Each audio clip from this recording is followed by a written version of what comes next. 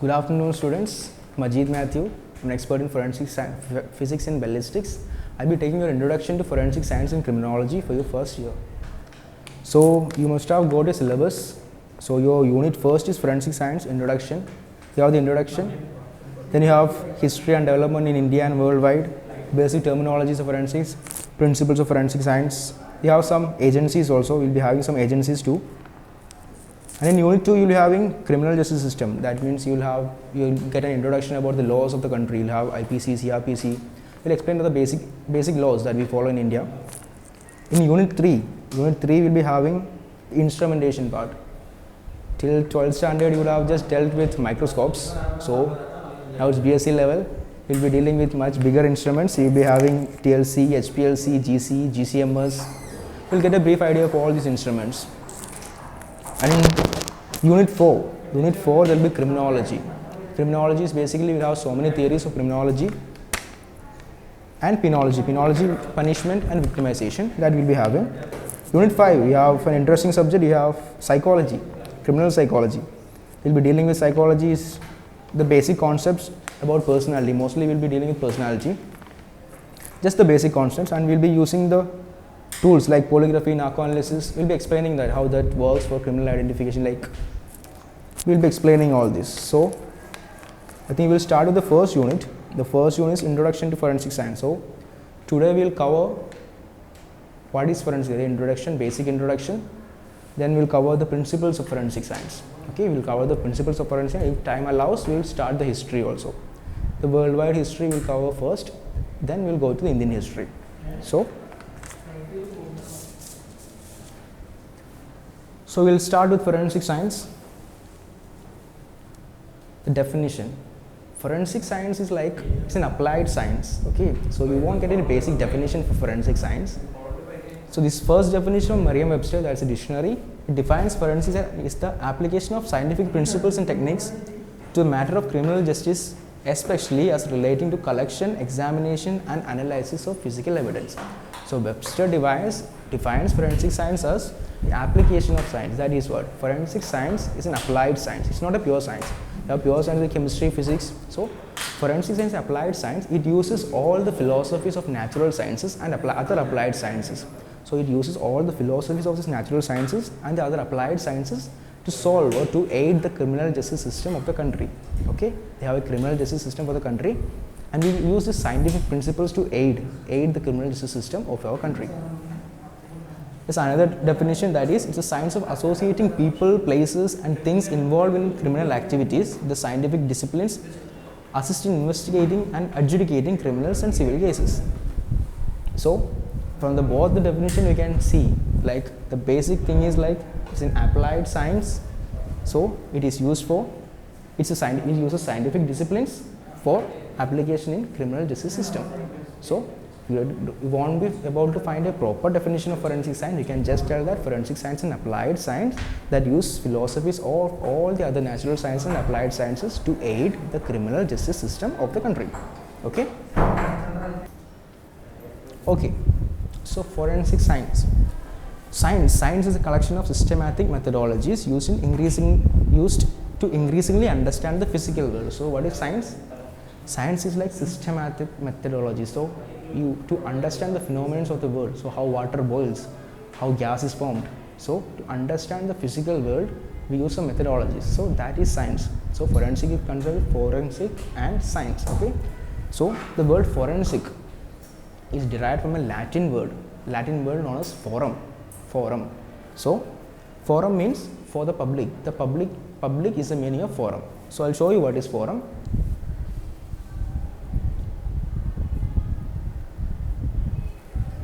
So this is known as the forensic triad, okay, the triangle. So we have victim, suspect and crime scene, and we can link all these three together using physical evidences. So this part you will have the evidences. You have blood, carcass, latent prints, whatever you get whatever you get from the scene.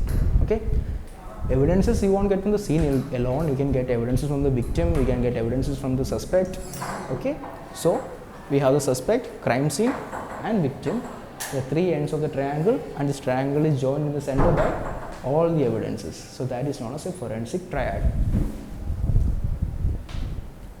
So yeah, as I told you, forum, forensic word is derived from the Latin word forum.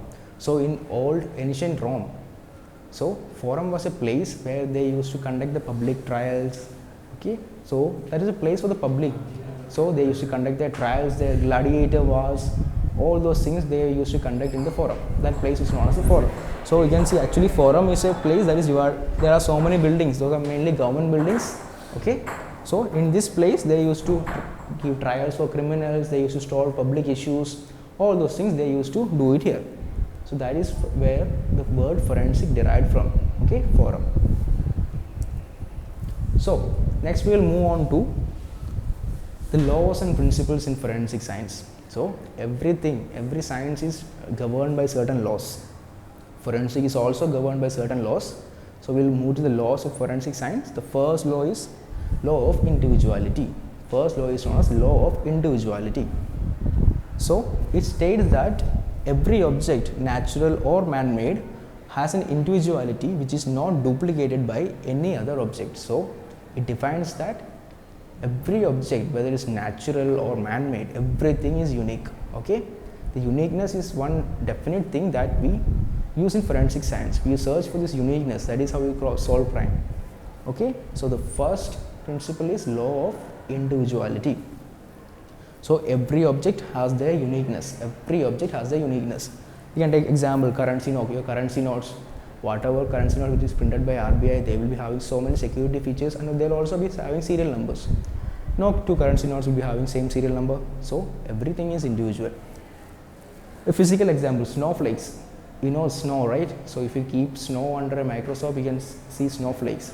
So they have small patterns. Okay, every pattern of snow that is formed a physical phenomenon, snowflakes, every pattern of that snow is individual. Okay, you can search for snowflakes, every particle. Okay, for example, fingerprints also. Fingerprints are not like, they are unique, very unique. That is why it's used for identification. So the first, the foremost law of forensic science is law of individuality. It states that everything that is natural or man-made is individual or has some individualistic characteristics.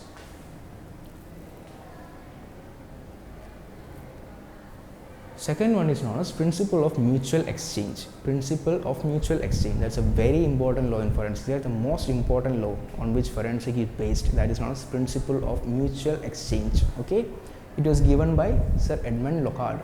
Sir Edmund Locard is also known as the father of modern forensic science. Okay, Sir Edmund Locard. So what does the law states? It states that when a criminal or his instruments of crime come in contact with the victim or the objects surrounding him, they leave traces. Likewise, the criminal or his instruments pick up traces from the same contact.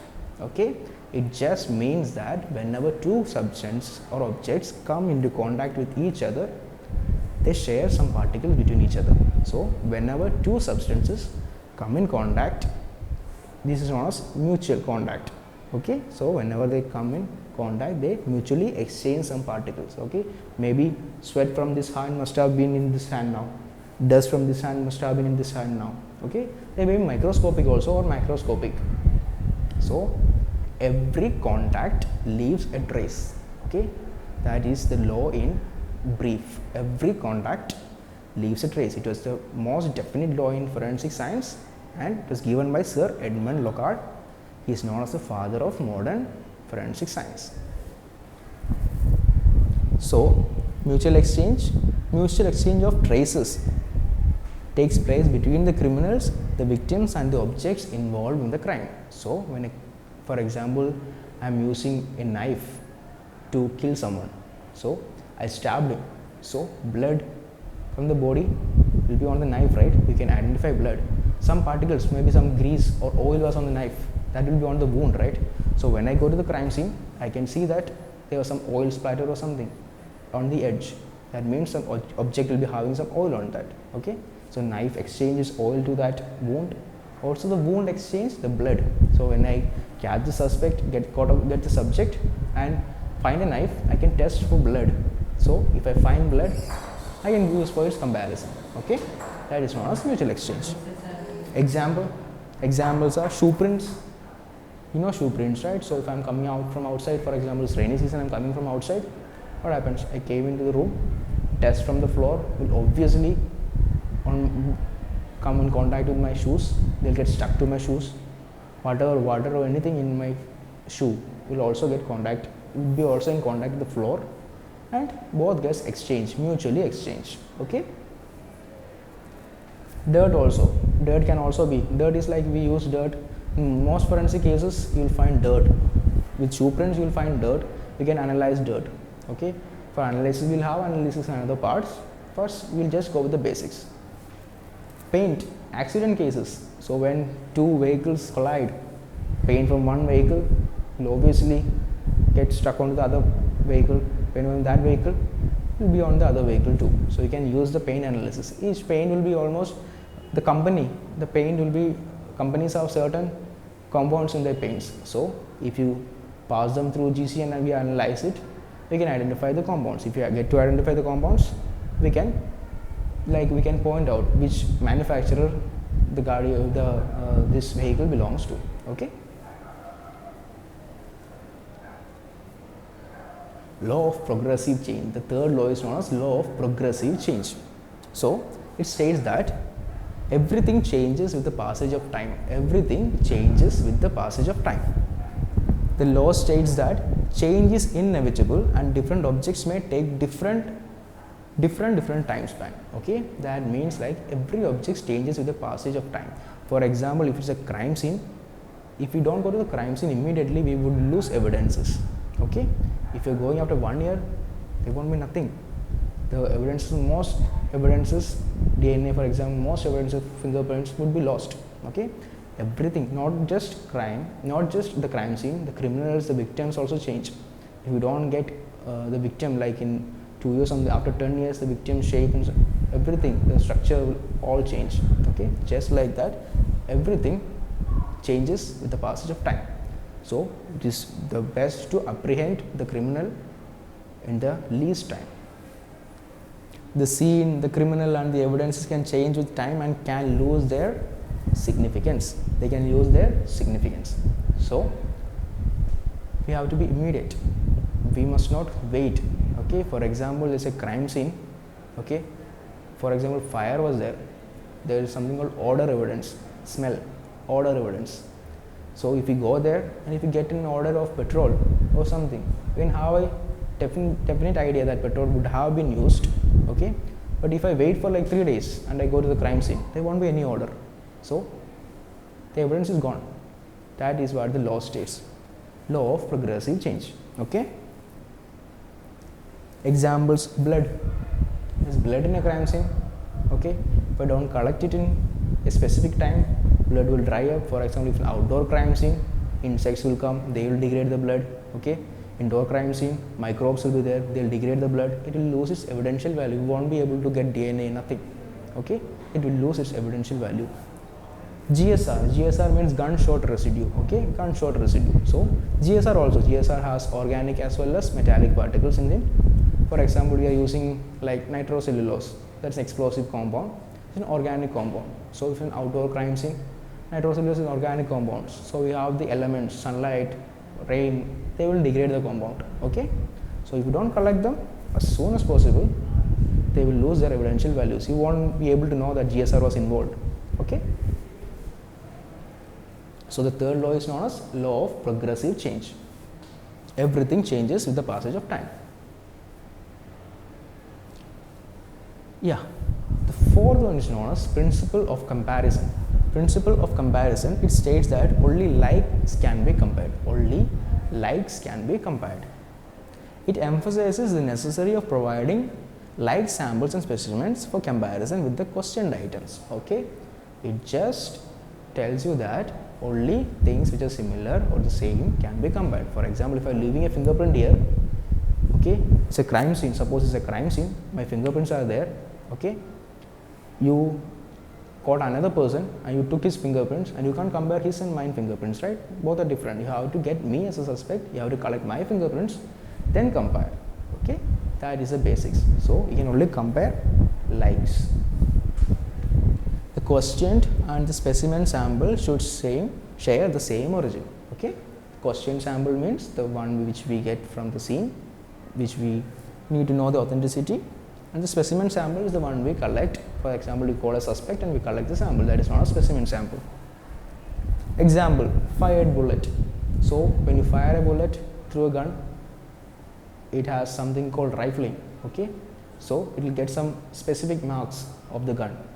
So if you take the bullet, and for comparison you will need another bullet that should be fired from the same gun.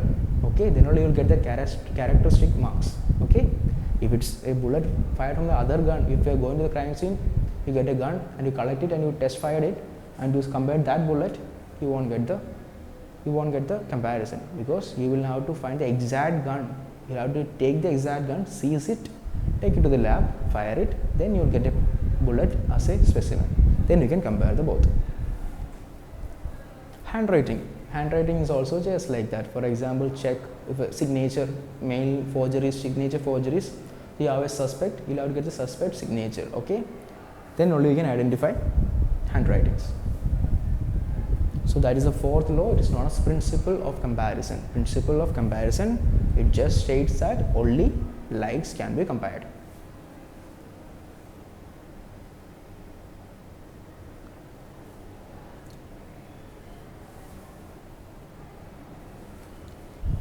Yes, the fifth law is known as principle of analysis. Okay, principle of analysis. Principle of analysis state that the analysis can be no better than the sample analyzed. The analysis can no better be the sample analyzed. That means the sample has to have some certain quality for analysis. The sample quality must be maintained for analysis. Okay. The principle emphasizes necessity of correct collection and preservation of samples for effective use of experts. So when you are collecting a sample, you should collect it in a proper way. Okay, if you are collecting it in a different way or like a very vague method, what happens? The sample will get degraded. When you take it to the lab, you won't get a proper analysis. Okay, it just states that the sample collection must be good for analysis. Whenever you bring a sample from the crime scene, that sample has to have a quality. Then only you can analyze it, right? Okay. The quality of analysis is determined by the quality of the sample. So we'll continue the principle of analysis. So the quality of analysis is determined by the quality of the sample under analysis, the chain of custody and the expertise of the individual who analyzes it. Okay, it depends on how the way you collect the sample, the way you package the sample, the way you transport the sample. Okay, and the expertise of the individual, how he is analyzing it. Okay, that is all about principle of analysis. We will go with examples, then you will understand. Example is clothing. You go to a crime scene, get a clothing that has blood and semen both on it. Okay, and if the expert collects them together, what happens? Semen will start degrading. They will mix up. They will start degrading each other, right? So you have to collect them individually, separately. Okay, you have to take a swab of the semen or swab of the blood, take it in a container, collect it. Okay, just like that, you have to collect both of them separately. That is what. Also, computer, for example, hard disk. Hard disk, if I am keeping some magnetic box, what happens? Hard disks are mainly magnetic, and during your traveling time, if I am keeping it near some magnet, sometimes the data may get erased. Okay, so principle analysis state that you must be careful while you are taking the samples, transporting it, and analysis during the analysis time. Okay, the analysis can be no better than the sample analyzed.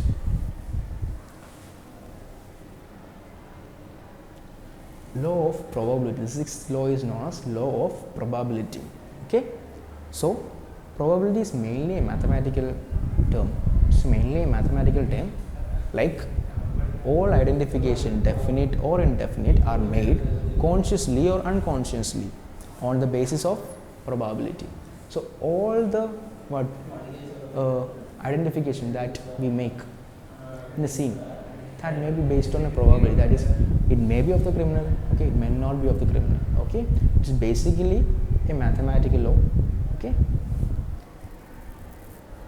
so probability is a mathematical concept which determines the chances of occurrence of a particular event in a particular way. So It is just a mathematical concept. We determine, for example, I am going to a crime scene. Okay, I am getting a blood sample. I must have inferred that this blood may belong to a suspect or maybe of the victim. Okay, it's a 50-50% chance. Okay, that is all about law of probability. Fingerprints. Example, you can take fingerprints. Okay, so one scientist has found out that fingerprints, like if two individuals have same fingerprint, that will be almost like 10 raised to 60. Okay, that means that two persons having a similar fingerprints that can only occur in like 10 raised to 60. You know how big 10 raised to 60 is.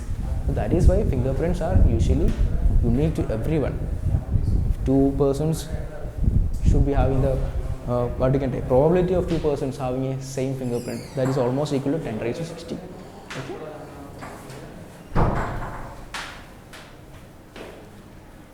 Last law. We have 7 laws. The last law is known as law of circumstantial facts. It's known as law of circumstantial facts. So the main line is facts never lie, but men can lie. Okay, facts never lie, but men can lie. Okay, so evidences given by the eyewitness or victims may not be always accurate. This can be unintentional, example by mistaken observations, mistaken assumptions, or deliberate or lying or exaggeration. This means that when you go to a crime scene, you won't be just getting the physical evidence. So you'll ask some persons, right? You'll ask them what happened here. So they'll be telling their own stories. Okay, they will tell the right story. Sometimes they will tell something that is made up. For example, their friend may be involved. Okay, they may be telling something that is made up. Fine. So we cannot always be totally dependent on eyewitness testimonies. Okay, or what the victim tells. The victim may tell that this person have stabbed me. Okay, this person has caused hurt to me. Okay, maybe the victim may have some kind of revenge. That is why they are telling like that. Okay, we don't know. Most like rape, sometimes women may tell that this person raped me. That may be correct, may not be correct. We have to go with some facts, because facts never lie, people do. On contrary, evidences which is given as factual account based on investigation and evidence has a higher chance of being accurate is more reliable. Okay, that means that, for example, I will tell you. For example, if you are finding, they say murder case, you get a knife. Okay, you got a knife and you are trying to find a suspect. So one of the observers told that I saw this person stabbing the victim. Okay, so that is known as an oral evidence. That person is giving an oral evidence. So we get the suspect. Okay, but we don't depend totally on oral evidence. We have to find some facts. So we collect the knife, we take the knife. Okay, we take the knife to the lab, we check the blood. If the blood is same of the victim and one on the knife and the victim is same, we will check that. Then we'll check for fingerprints. Okay, we'll check for fingerprints on the knife handle. We'll develop the fingerprints, we'll get the fingerprints, and we'll call the suspect. For example, the one who told that, the person told, right? She told that this person killed him. So we'll call the suspect and take the fingerprint and compare it. The fingerprints are matching. That means the eyewitness testimony is matching with our evidence. So case is more strong. Okay. The fingerprints are not matching.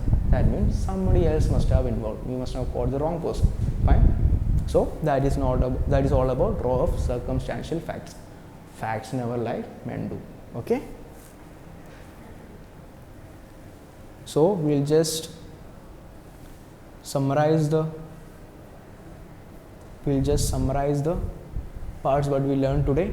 Then we'll go to history. So we learned about forensic science. We learned all about forensic science, like it's an applied science. It's basically an applied science which uses all the phenomena of other natural sciences for aiding the criminal justice system of the country. Okay, that we've learned.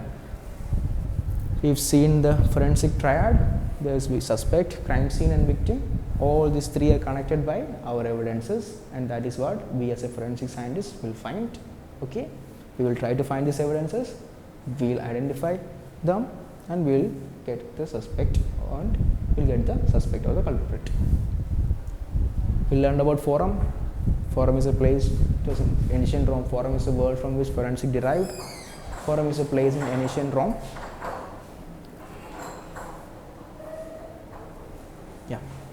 Forum is a place in ancient Rome. Okay, forum is a place where they used to have these public meetings, they used to conduct their trials, everything in Rome. So that is why forum means public. Okay, forum means public, and forum is a place. Forum is a word from which forensic derived. We saw the laws and principles. There are totally 7 laws in forensic science. Like any other sciences, we also have to follow some laws. So there are 7 laws. The first one is known as, first and the oldest law is law of individuality, that just tells that everything which is man-made or natural has its own unique properties. Okay. Second one, and one of the most important law, that is known as principle of mutual exchange, is given by Sir Edmund Locard. He is considered as the father of modern forensic science. The most important law. Just briefly, the law means that every contact leaves a trace. Okay.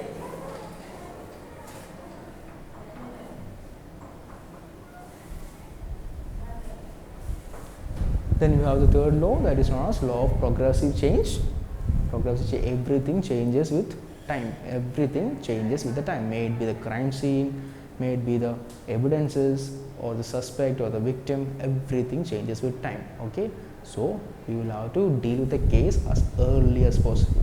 Okay, or else you will lose substantial evidence and they will lose their significance. Fourth one is known as principle of comparison. Only likes can be compared. Okay, similar samples only can be compared. I told you the examples. Bullets. Principle of analysis. This law states that you should be very careful while collecting a sample. You should follow the standard procedure for collection. Okay, you should not collect cement stains like blood stains. Okay, both of them have 2 different types of collection technique.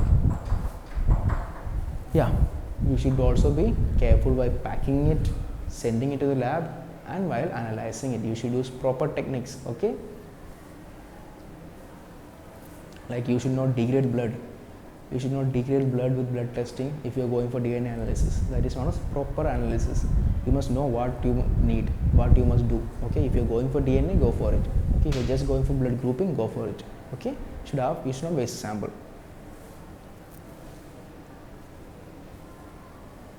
The sixth one is known as law of probability. That is assumptions, probability, just assumptions made in the crime scene. Okay, assumptions for like this may have occurred like this. Okay,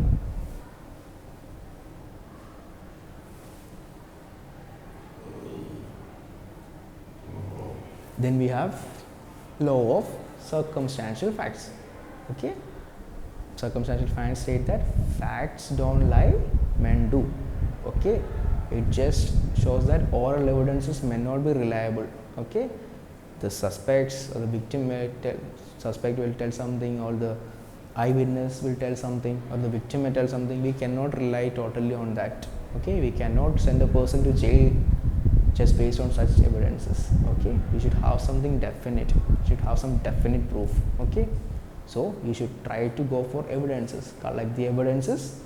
That is our main job as a forensic scientist. That is our main job. We are the ones who uphold the justice of the country, criminal justice system. Okay, so we should have that. Okay, we should have that proper analytical technique to analyze some sample. Okay, then we should give a proper report. Okay, not a biased one, just a proper report. That should mainly be of physical evidence, with physical evidences. Don't go totally with testimonies. Okay, so we are done with definitions of forensic science, basic introduction, and we are done with the principles of forensic science. Okay, 7 principles. You can read more about this. Now, the next topic we'll be dealing with is known as history of forensic science. Okay, history of forensic. There is 2 topics in your syllabus. There are 2 topics, like you have history and development in India and worldwide. Okay, so first we will go with the worldwide technique, then we will go with worldwide history, then we will go with Indian history. Fine.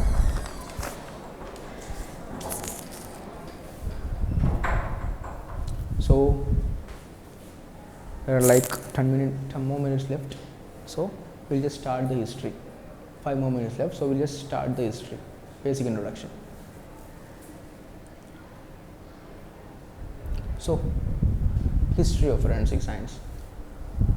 So, we know usually historians consider Archimedes as the father of forensic science. Just historian, no, it's like not definite. Just historians consider, because he used that buoyancy principle. You know, right? He had a crown. King wanted to know it was gold or not, so he put the crown in water, and water, by the displacement of water, he knew it was gold or fake. So Archimedes did that. So historians usually believe that he was the father of forensic science. That is not definite, okay? Don't write like Archimedes was the father of forensic science or something. So there were so many other cases like that. People using their intellect to solve crime. That is what you will also be using. You will be using your intellect and whatever you are learning here to solve crimes. Okay. So the first definite, like in the middle of 12th century, ancient Chinese were credited. Ancient Chinese in 12th century was credited and being the first to attempt the difference between natural and criminal death. They attempted to define what is natural death and what is criminal intended death.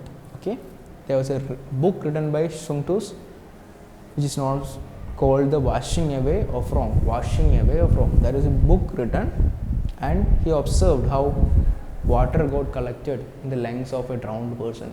Okay, main observations. Forensic science observation. You have to observe the crime scene. Okay, you should not miss any evidences. You should have that skill. You should develop the skill of observation. Okay, so he observed. He has written in his book how the lungs of person who was drowned had water in them. Okay. That book also mentioned that strangulation could be assumed. Strangulation means killing someone with a rope tied. Okay. Hanging and strangulation different. Strangulation means we touch a person, tie a rope around and through their neck and we pull it. Okay, that is known as strangulation. Strangling something. He can use the hand also. So he also mentioned that strangulation could be assumed by the damage to neck cartilage. So by the damage to neck cartilage, we can assume whether that person was strangulated to death or he had a natural death. Okay.